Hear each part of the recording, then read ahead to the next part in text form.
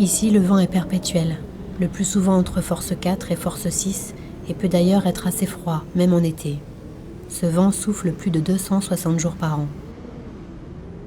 Dès notre arrivée, nous avons été accueillis par 2 jeunes garçons qui voulaient nous conduire dans un riad ou dans une chambre chez l'habitant.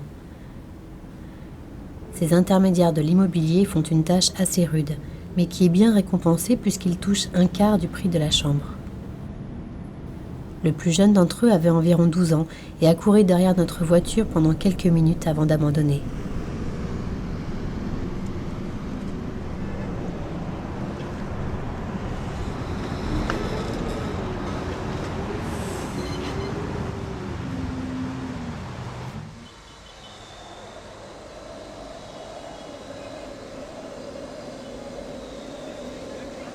Ici, le temps ne compte pas. On peut passer plusieurs heures pour choisir les meilleurs légumes de chaque étal. Trouver le bidon d'huile d'olive caché sous un tas de sacs éventrés en vue de préparer quelque chose de délicieux pour le dîner.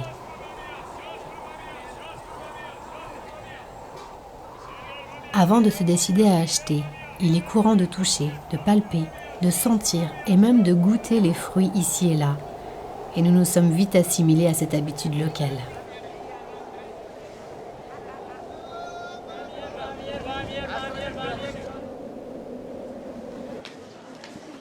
Les journées passent très vite.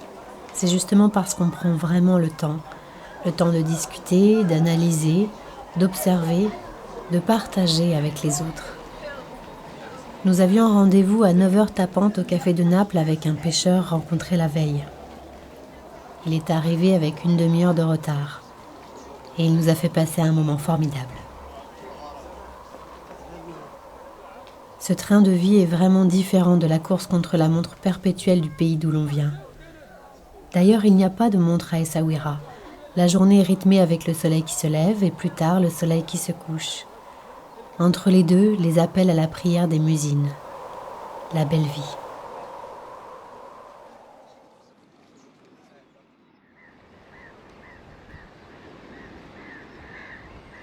Le matin, on assiste aux préparations des bateaux qui partiront pêcher l'espadon, le maquereau ou le Saint-Pierre. Mardi matin, c'est le jour de la criée, mais les bateaux ne sont pas sortis en haute mer hier soir car le vent était trop fort. Alors nous nous contenterons des sardines attrapées non loin de la côte au matin par les petites barques bleues qui viennent de rentrer au port. La couleur bleue, c'est pour tromper les sardines. Un flot de mouettes plane au ras de nos visages et grignote par-ci, par-là les déchets que laissent les pêcheurs en nettoyant le poisson. La sardine est vendue toute fraîche sur le quai. Ces chameaux sont en train de prélever sur les arganiers une partie de la prochaine récolte de fruits. L'argan sert principalement à faire de l'huile de cuisine. Elle a un petit goût de cacahuète, mais elle sert aussi à fabriquer des cosmétiques.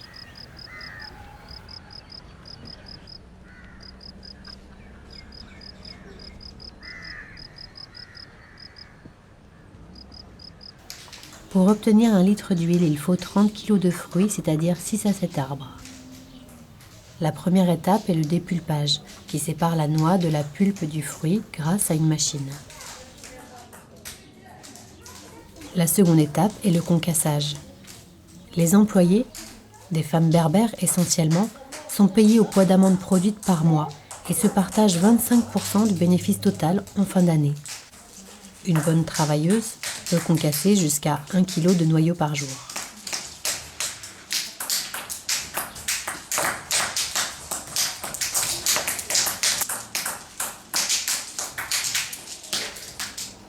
Rien n'est perdu du fruit initial. Outre l'amande du fruit destinée à la production de l'huile, le reste est utilisé pour nourrir les troupeaux ou pour faire du bois de chauffage.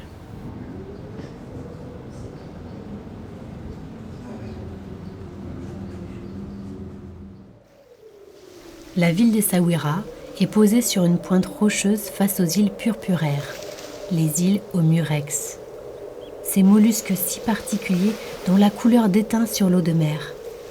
Cette teinte rouille de l'eau de mer provient des reflux violents des vagues sur ces mollusques.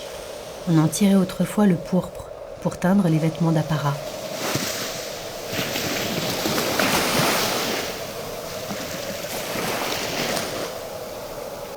Quand nous avons posé le pied sur la place Moulay Hassan, il ventait, ça sentait le poisson et le pain à peine cuit.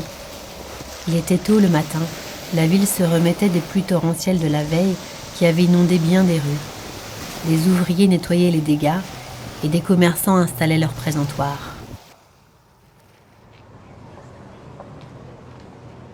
Le souk Laxal, qui borde les remparts, regroupe les échoppes de marchands d'épices exotiques et d'herboristes aux remèdes miraculeux.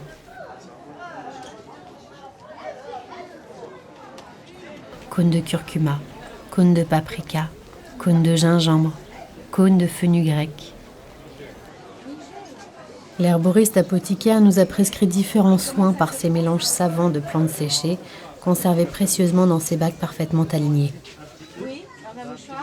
Nous avons découvert les vertus des pétales de rose et des fleurs d'hibiscus, sans oublier l'huile d'argan. Et on peut aussi trouver toutes sortes d'épices, dont du Viagra naturel.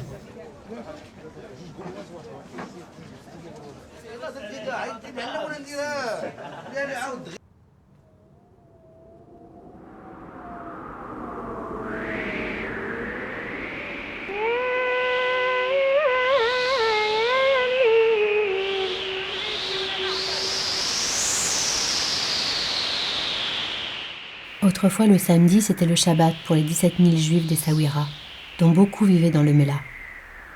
À Essaouira, encore récemment dans l'histoire, les juifs étaient plus nombreux que les musulmans. Le jour du Shabbat, l'activité s'arrêtait sur cette petite place du Mela. L'orientation nord de ce quartier est en permanence exposée au vent, et pour s'abriter, ses occupants viennent sur la place de la Fontaine plusieurs fois par jour.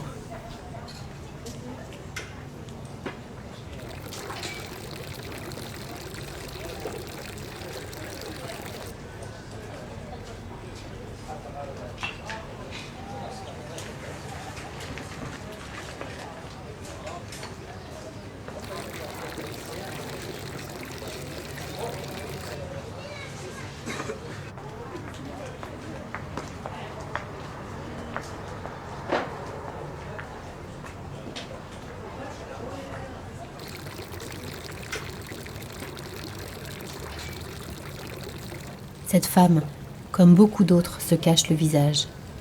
Les maisons musulmanes de la Médina aussi sont aveugles, et cela permet aux femmes de ne pas se dévoiler pour l'extérieur.